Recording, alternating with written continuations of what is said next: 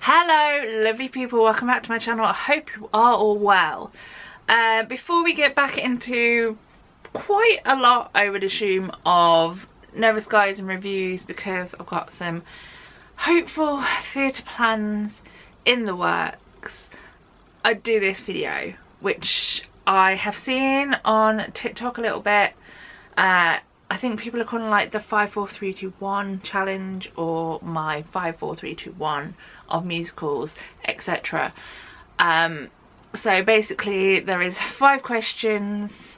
One is about 5 things, 1 4 1 3, you know, it makes sense. So this is my 5 4 3 2 1. I didn't think that was gonna work. Let's get into it.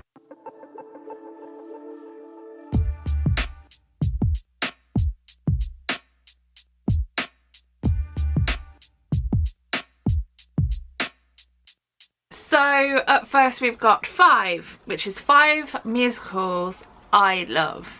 Now if you ever want to know about me, just check behind my head, because everything like on this wall, some of it you can't see, basically shows my loves. If I love a show, it will somehow in artwork form end up behind me, whether it be the theatre itself or other artwork or posters of the show, etc. I'm also targeting in this video not to mention the same thing for every different like category, because there's some that I could put 5 which I could also put in 3 and 2 and 1, you know. So the 5 shows that I love, you probably won't be surprised by any of these. Firstly, we have Amelie. Amelie is one that I discovered just into lockdown, because I made friends with a group of people who we still chat like 5 years on from that whole ordeal. We are all over the country. Some of us are Midlands based, some of us are London based, Brighton, Scotland, everywhere. And Amelie kind of came into my life during that period, and I saw it twice. Once we can get back into theatres, I would love for it to come back, because it's just one of those shows that just lifts you up. There is some chaotic moments in it, but it is musician actor based as well. We all know how I feel about those. Amelie is just a beautiful show, beautiful songs, just everything is gorgeous in it. Before I just make this a whole Amelie based video, let's get into the second one. So I have Amelie on my list. I have Benjamin Button, unsurprisingly. I've seen it 3 times at this point. So once in my friend, I think surely I've been, no, I have only been twice. Have I? I don't know. I went once with my friends and I saw it again on my own towards the front. I've only been to it twice. We need to sort this out for October. We know my love for Benjamin Button. I don't have to say too much more. It's an amazing show. I will bawl my eyes out when it leaves. I also love Kinky Boots. Again, no shocks here. I have seen it multiple times throughout the years, whether it be in London, UK tours. As we know, this year I travelled all the way up to Leeds to see this show. It is an amazing show. Just the whole message and of acceptance, just everything, love it, great. Again, we also have on the list of 5 Come From Away. This has a massive part of my heart. I saw it at the end of last year on the UK tour. I saw it 3 times in London. Again, has a great message behind it. It's just amazing. It's a great musical. Let's move on. And number 5, the 5th show that I love. When people are like, what are your top 5 shows? I can name you 4 off the bat, like I just did. Number 5 varies depending on my mood and depending on, yeah, basically just my mood. because when I think about favourites, there are ones that mean a great deal to me, like Wicked or like Matilda behind me. Any like of the many that I have the front of house for do mean something to me, but I don't necessarily listen to those cast recordings on a daily basis. But my number 5 for today's purposes I've put as Rent. Now, I've seen Rent live once, but I've been obsessed with it and in love with it and its music since I was introduced to it by a friend in university. So it's over 10 years, I have to say. Yeah, music in it, stunning. Let's move on to 4. 4 on my bucket list. 4 musicals I would like to see right now. I was literally scrolling through Todaytix earlier, which means I'm going to get a load of notifications from them later. I'm looking forward to it. And I was like, what do I want to see at the moment? Especially as I am looking to do a London trip in the not too distant future. And when I do London trips, I try to see as much theatre as I can physically do in the short period of time I have give myself. So my 4 on my bucket list that are musicals, because there is a few plays out there I want to see, are Hadestown, which has been on my bucket list pretty much since it opened in London, and for whatever reason I just have not seen it yet. It's on the list, okay? I know I need to see it, and I kind of want to see it in its current cast, mainly because I want to see Cedric Neal as Hades. No, Hermes. I literally just looked it up and the 2 H names. Cedric Neal as Hermes. So that is on my list. One that is also on my list is a show that hasn't actually opened in London yet, but I'm desperate to see, and that is The Producers, for the main reason, again, I know this show, but I know it through the film version, and I kind of want to see like in the flesh and the cast. So that is also on my bucket list. Also we have Oliver.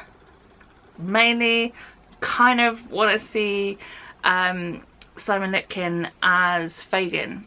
What are you gonna do? And then 4th on my bucket list is Cabaret, again a show that I've been meaning to see since it opened.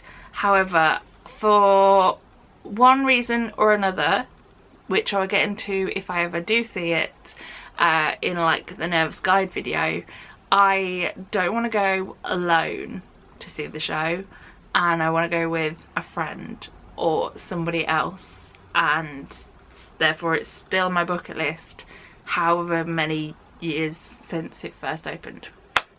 Let's move on to 3.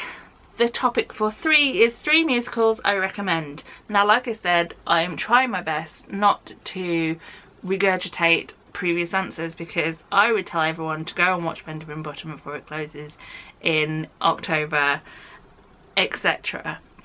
So I've gone for shows that I have loved, which I feel like have something for everybody. So without further ado, my first show that I would recommend is The Great Gatsby, for the main reason it is a spectacle. It is a spectacle so much. The cast are insane. The theatre space, because it's so big, is used to make it so. Plus, on the more frugal financial side, because it's such a big space, there is often, if you can look in the right places, some great deals for tickets. Just throwing out there. Second on my shows that I recommend is a show that is currently not in the UK. There is currently / may have just finished a American tour version. I don't know what happened to it, but that is Two Strangers Carry a Cake Across New York, because I will listen to that cast recording on the daily. The phrase "I don't think Rick the Dick Machine" is actually his name comes up in more conversations than you'd expect. But that show was just a thing of beauty. I'm so gutted I only saw it once.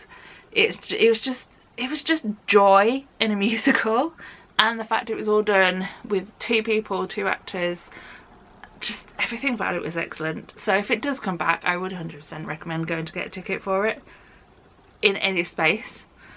And then 3, my third one, I went for The Choir of Man, and here is for why. Number 1, it is a 90-ish minute show all the way through, no interval, so you can go and watch it and then get an earlier train home. 2, I have never been to see that show, which I've seen a good amount of times now, and not left feeling lifted up and joyous. 3, the music in it is music everybody knows. Just everything about it is just fun. It's just fun. And you also get the chance to go on stage beforehand, buy a beer. Just go and watch it. It's fun, okay? It's fun. Number 2, this one has 2 things. 2 musicals I'm seeing soon. Now, one is in the very not so distant future, because I'm filming this on Monday. I'm seeing the show on Wednesday, and it will be the next Nervous Guide video and review, and that is the UK tour of Mary Poppins. I'm seeing it in Birmingham, very excited. I have seen the show previously, not this tour version, but I've seen it in London and also on tour previously. Mary Poppins is a big part of my childhood, and that's enough said about that. Very excited to see it. The other thing that I have on my list to see that's like almost definite, bearing in mind I have said previously I'm hoping to go to London this month and watch some shows, but one I think I have as an almost definite is The Enormous Crocodile, which is at the Regent's Park Open Air Theatre. I'm kind of excited to go see that too. Quite amusing that both my soon to be seeing shows are both child based. That was slightly creepy sounding, but like childhood, like everyone knows them stories. What am I trying to say? We're going to move on to the final, number 1. Number 1 is one show I saw recently. The last show I saw, we all know, was Bat Out of Hell. I still think about it on a daily basis. Well, maybe not daily, but it's still in there.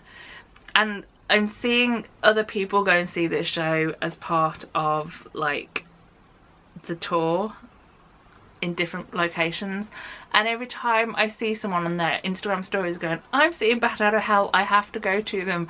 How did you think it went? Because it's just like I don't know.